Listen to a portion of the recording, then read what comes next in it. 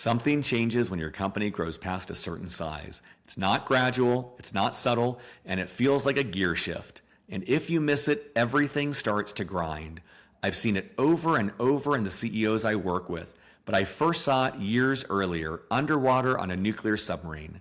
Today I'm going to tell you about a leadership pattern that shows up in almost every scaling company.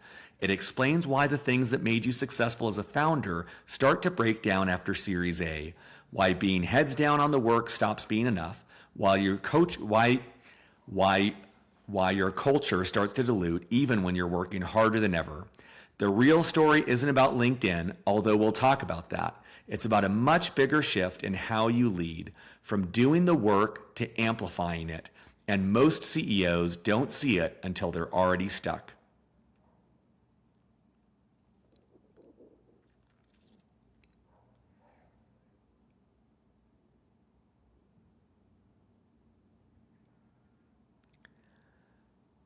So let me take you back. I spent 5 years as a junior officer on nuclear submarines. The leadership structure was fairly straightforward.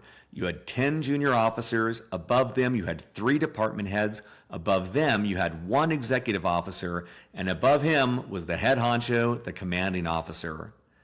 During my military service, I served under about a dozen department heads, and a pattern emerged fast. I could tell that some of these officers had been outstanding junior officers. I mean, genuinely excellent. They were smart, detail-oriented, reliable, respected by their teams. They knew the systems cold. They solved problems fast. They worked harder than anyone around them. And then they got promoted to department head. And that's where things broke. Because being a department head was a fundamentally different job. You couldn't do everything yourself anymore. You had to delegate decisions, set priorities, oversee systems, trust other people to execute. And some of these officers, these incredibly talented people, they never made that shift. They kept operating like junior officers. They stayed in the weeds. They fixed problems personally. They tried to outwork the complexity of their new role, and it didn't scale. They struggled badly. Not because they were incapable, but because they refused to change how they led. The very things that made them great junior officers, the hands-on problem solving, the personal attention to every detail, those things became liabilities in the new role. But here's what I didn't appreciate until much later. That was only the first gear shift. The officers who did make it, the ones who figured out how to lead through others as department heads, they eventually became candidates for commanding officer, captain of the boat. And the captain's job was a different thing entirely. The captain didn't manage systems.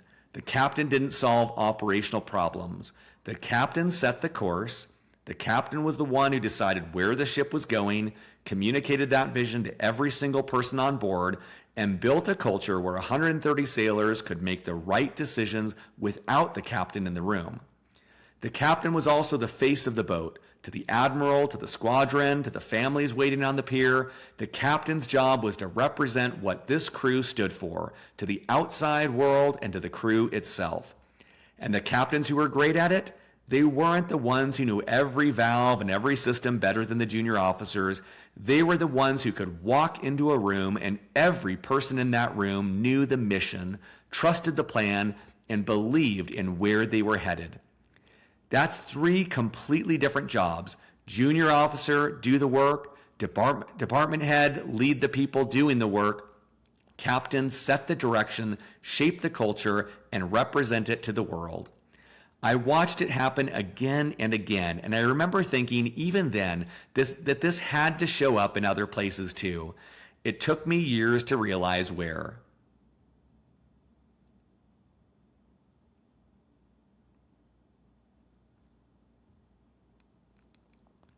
I now work with CEOs across growth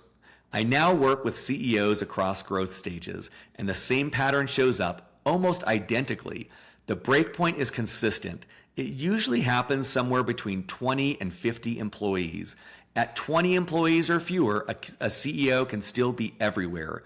You can sell personally, you can approve most decisions, you stay close to every hire, you fix problems yourself, Your presence fills the gaps. Your network drives growth. Communication is direct, informal. Most of it happens in hallways and Slack threads. That's the junior officer phase. Hands-on works. But at 50 employees or more, the company starts to pull you upward. Whether you like it or not, you're no longer close to everything. Distance appears, and if you don't adjust, confusion fills those gaps. Your job shifts from doing to shaping, from solving to signaling, from effort to direction.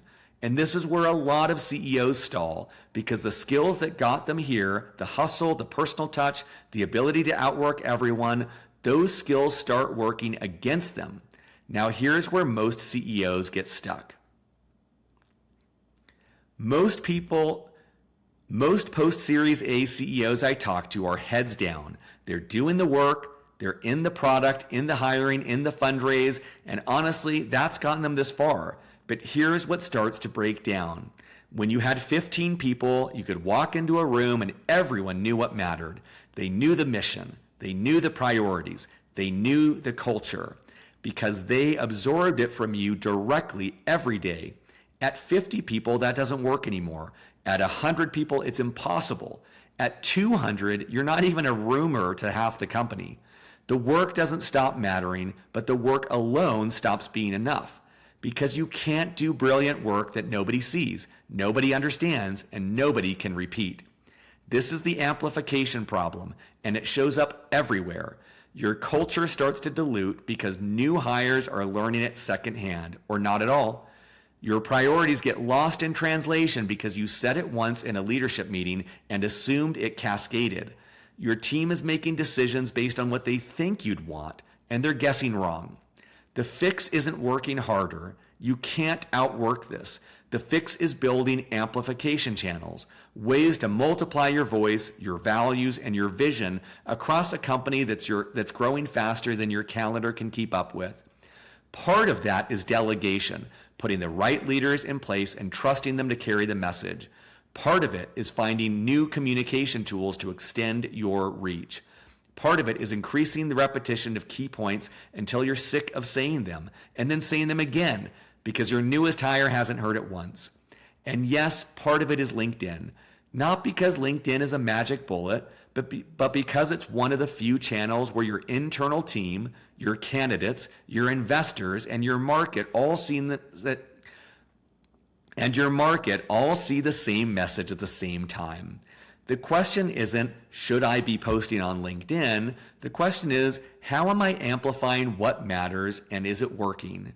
The CEOs who figure this out build amplification systems, and they show up very differently than the ones who are still trying to do it all through sheer effort. Let me show you what I mean.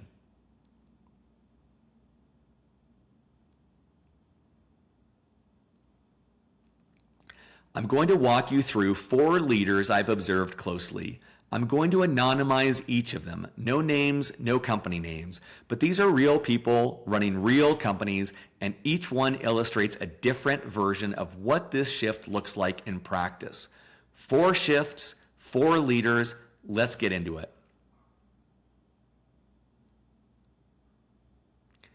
Shift number 1, from one channel to omnipresence. The first leader is the CEO of an 850-person healthcare software company. They were recently acquired by a Fortune 100 company. This CEO is active on LinkedIn. He posts regularly. He's thoughtful about it. But here's what struck me. A big part of his target audience is on LinkedIn. A big part of his target audience on LinkedIn is his own employees. At 850 people, he can't be in every room. He can't have a hallway conversation with everyone. So he uses LinkedIn as one channel in a much bigger communication system. His full stack looks like this: bi-weekly town halls, an internal newsletter, a dedicated Slack channel, regular Ask Me Anythings, office visits across locations, and LinkedIn. LinkedIn is just one speaker in a surround system.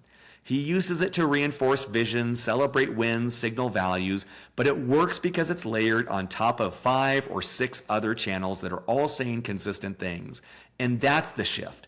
Early stage CEOs think of LinkedIn as their megaphone.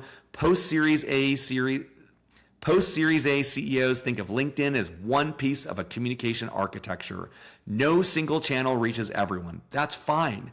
Reinforcement is the goal. If you're not reinforcing your priorities through multiple channels, someone else is filling that narrative vacuum, and you probably won't like what they're saying.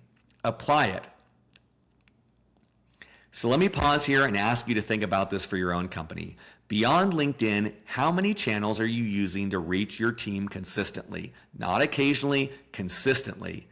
If you stopped posting tomorrow, would your employees still hear about your priorities, or would there be silence? Here's a tough one.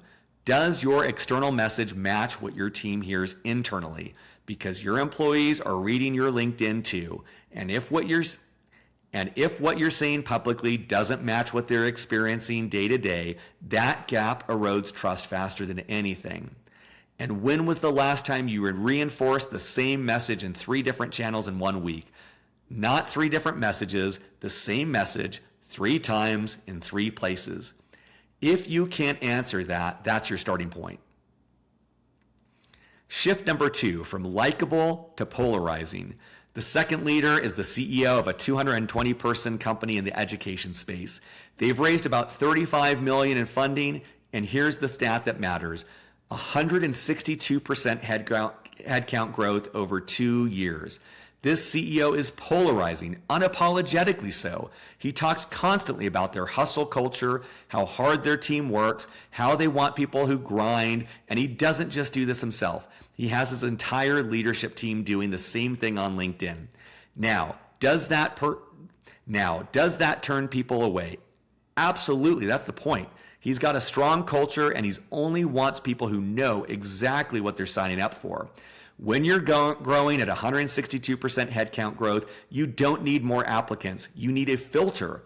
You need the wrong people to self-select out before they ever apply. And it works the same way for clients and investors. If you see this guy's LinkedIn and that intensity turns you off, you were never going to be a good fit anyway. He's serving everyone.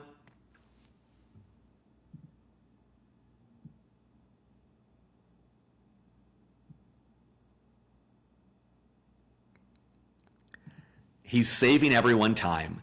Now, I want to be clear. The point here is not that you need to be polarizing. The point is that you cannot afford to be lukewarm. Signal who you are, signal what your values are, be specific, be real. That will repel the people it should repel and attract the people it should attract. Most CEOs do the opposite. They sand down every edge. They write posts that could come from anyone. They optimize for likes instead of alignment. And then they wonder why their hires don't fit, why their culture feels diluted, why everything feels just a little bit off. Silence invites misalignment every time. So here's where I want you to get honest with yourself. Could a candidate read your LinkedIn right now and know whether they'd thrive at your company? Not whether your company sounds nice, whether they'd specifically thrive there, because those are 2 very different things. What do you believe about how work should be done that not everyone would agree with? Every company has these beliefs. Most CEOs are afraid to say them out loud, but that's exactly what creates the filter. Are your values specific enough to actually filter people, or are they generic enough to fit anyone? If your values are integrity, innovation, teamwork, I'm sorry, but that's not a filter. That's a screensaver. Every company says that. And here's the real test. When was the last time someone self-selected out because of something you said publicly? If that's never happened, you're probably not being clear enough. Shift number 3, from selling to evangelizing. The third leader is the CEO of a 154-person consumer technology company, about $150 million in funding raised, and a 38% headcount growth over the last 2 years. This guy talks about his company incessantly, and this is the key part, it never feels like a sales pitch. He wears his company swag everywhere he goes. He's always sharing stories about people recognizing the logo on a plane, in a restaurant, on the street. Someone will see his hat or his t-shirt and say, "Oh, I use that for my family," or "My parent used that service." And he turns those moments into stories. He doesn't sell, he evangelizes. He loves his customers. He loves his team. He loves his company. He loves his mission. And it just radiates out of everything he posts. It's authentic. It's human. It doesn't feel manufactured. And that's his job. At this stage, the CEO is the front man. Your job is to evangelize all the time. Not with pitch decks, not with sales messaging, with stories. This is something smaller companies don't do nearly as well. Early stage CEOs are so focused on the next deal, the next raise, the next milestone, they forget that part of their job is to make people feel something about where the company is going. The best CEOs I've seen at scale are storytellers, not in a slick marketing way, in a real, I believe in this thing so deeply you can feel it way. That's not a LinkedIn strategy. That's a leadership made visible. That's not a LinkedIn strategy. That's leadership made visible. Let me ask you a few things. When was the last time you shared a story about your company that had nothing to do with your product? Not a case study, not a feature launch, a story, something human, something that made people feel what it's like to be part of what you're building. If someone followed you on LinkedIn for 30 days, would they feel something about your mission, or would they just know about an upcoming webinar or recent article in Forbes? Are you the front man or woman for your company, or are you hiding behind the brand? Because at this stage, those are the only two options. There's no middle ground. And here's one that gets people. What moment this week made you proud of your team that you didn't post about? I guarantee there was one. Probably more than one. Those are your stories. Those are the moments that make people care, and you're leaving them on the table.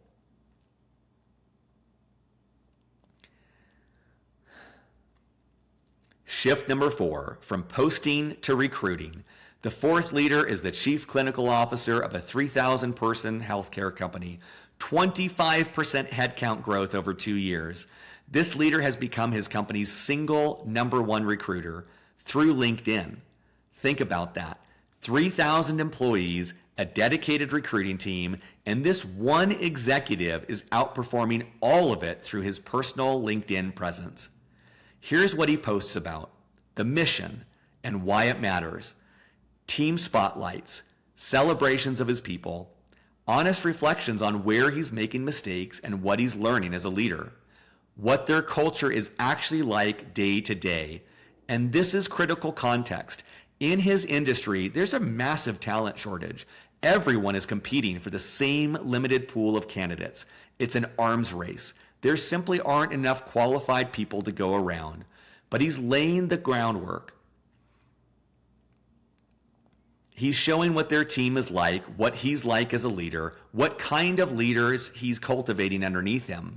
And that becomes a lightning rod for talent. The vulnerability is a huge part of it.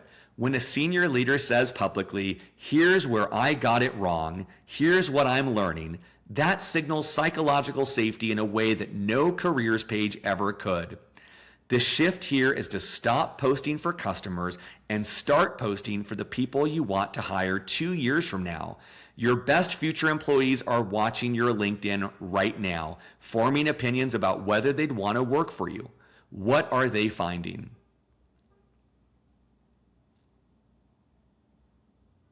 So let's apply it. Last set of questions. If a top candidate looked at your last 10 posts, what would they learn about your leadership? Not your company's product, your leadership. How you think, how you treat people, what you care about. Have you ever spotlighted a team member publicly? Not a corporate welcome to the team post, a real spotlight. What this person does, why they're great, what they bring to the culture, how they met you. If you haven't, you're missing one of the easiest and most powerful things you can do on LinkedIn. Are you showing up? Are you showing what it's actually like to work at your company, or just what it looks like from the outside? Because there's a huge difference. The outside version is polished. The inside version is real. And the candidates you actually want can tell the difference. And the big one, what would change if you started posting for the person you want to hire 2 years from now? Not the customer you want to close this quarter, the leader, the engineer, the operator you want on your team in 2028. If that person is watching you today, what do they see? So now the thread that ties it all together. 4 leaders, 4 very different approaches. One is a systems builder who likes using LinkedIn as part of a multi-channel communication architecture. One is unapologetically intense, using his voice to filter culture fit at scale.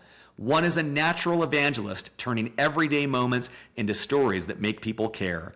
And one leads with vulnerability, turning LinkedIn to the most powerful recruiting tool his company has. They look nothing alike. They sound nothing alike. Their posts are completely different, but they have one thing in common: authenticity. Each one of them has figured out who they actually are as a leader, and they've built their presence around that.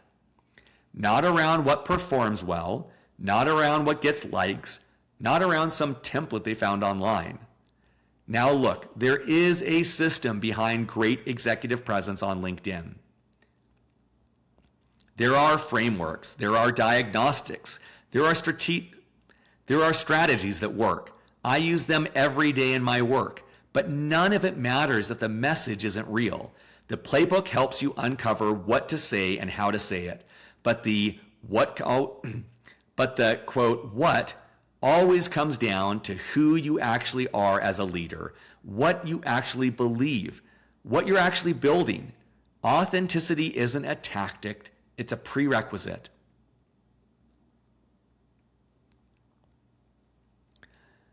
I want to leave you with this. If you're a post-Series A CEO and you're still measuring LinkedIn by leads generated, you're using a telescope as a hammer. It's a fine instrument, you're just using it for the wrong job. At this stage, LinkedIn is a leadership tool, and it supports things that are really hard to measure but incredibly valuable. Internal alignment. Your team is watching everything you post, what you emphasize, what you repeat, what you ignore. Those are all signals, and your team is reading them whether you intend to send them or not. Second, hiring quality. The best candidates are researching you before they ever apply. They're reading your posts, they're looking at your profile, they're forming an opinion. What do they find? Number 3, market perception. Partners, investors, customers, they're all forming opinions before meetings happen. If you're not shaping that narrative, it shapes itself, usually poorly. And number 4, company valuation. This one is the one people overlook. Perception is a multiplier. Clear, confident, visible leadership compounds over time. It's not a line item on a balance sheet, but every great board member and every great investor knows it's real. The CEOs who understand this aren't doing content marketing. They're not running a LinkedIn strategy. They're leading out loud. And that brings us back to the submarine. Junior officers execute. They're in the weeds, solving problems with their own hands. Department heads lead through others. They set priorities and trust their team to deliver. But the commanding officer, the captain, doesn't touch a wrench. The captain doesn't stand a watch. The captain sets the course. The captain decides where the ship is going and then builds a crew that can get it there without being told every step. The captain's job isn't to be the best operator on the boat. It's to make sure every single person on that boat knows the mission, trusts the plan, and can make the right call when the captain isn't in the room. That's the job you signed up for when you scaled past Series A. You're not a junior officer anymore. You're not even a department head. You're the captain. Start acting like one. If your company has grown, your leadership has to grow with it. Otherwise, you stay underwater too long.